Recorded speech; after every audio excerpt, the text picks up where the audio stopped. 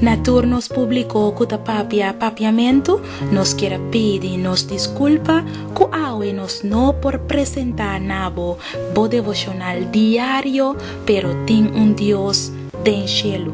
Pero nos lo va a estar recitando el versículo de meditación pa awe, ya asina por meditar ribaje. El versículo de meditación está guardado en el book de Juan capítulo 17, versículo 17. Santificanan den e verdad, bo palabra ta e verdad.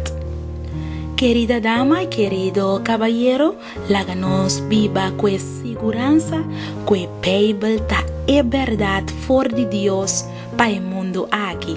Que Dios por bendicionado y santificado en su verdad, para sobre su palabra ta e verdad.